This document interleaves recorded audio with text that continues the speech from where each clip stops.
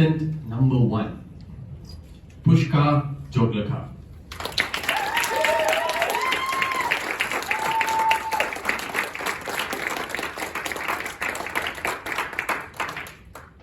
Negativity bias.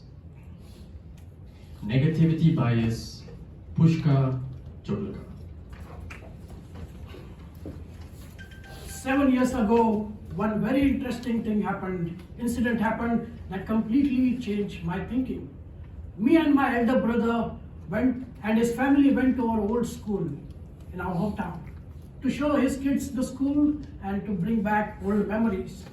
Now, to give you the background, my brother is a genius. He's a Harvard graduate, well settled in US, and in school he used to get A+, all straight A's, and I used to get straight C's. On top of that, I was very mischievous and naughty. I was so mischievous that the principal had to call my father on several occasions. Now we went around the school, we showed the kids the school, and luckily the same principal was still working there. So we met the principal. First of all, seeing her, I was a little scared. Then we introduced ourselves to the principal, the years we passed out. Now my principal looked at my brother. He said, I cannot recall you. I know you are studied here. Then she looked at me and she immediately said, Pushkar, yeah, I know you. You were very naughty. So hearing this, my brother's face dropped. I mean, come on. He said, I'm the genius one. How come she remembers this dummy? So I was also surprised. How come the principal remembered my name? Because it's 25 years, she must have seen thousands and thousands of students. How come she remembered my name? So when I went home back, I just researched on that. How come the principal remembered my name? And finally I found negativity bias. We store negativity memories separate from positive ones.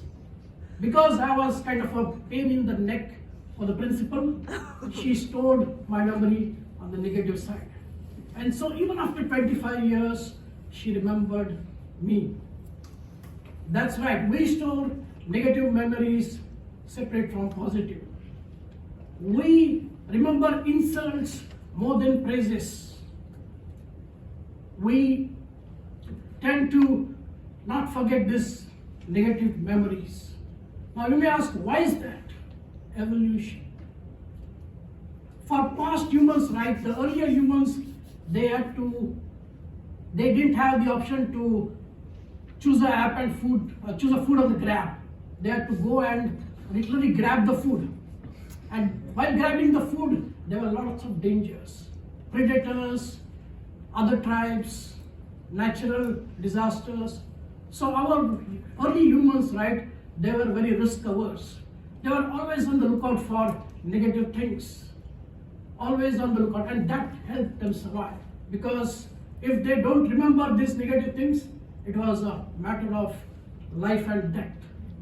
Unfortunately, we humans have also the same genes. But now we don't have dangers. But still we are lookout of negative things. Insults, breakups, other things, we take it very seriously. And that bothers us.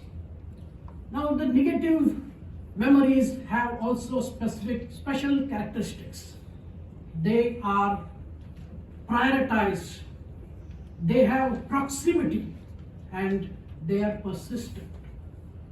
What is priority? Say you go to the party, it's an awesome party, and someone makes fun of you, someone insults you.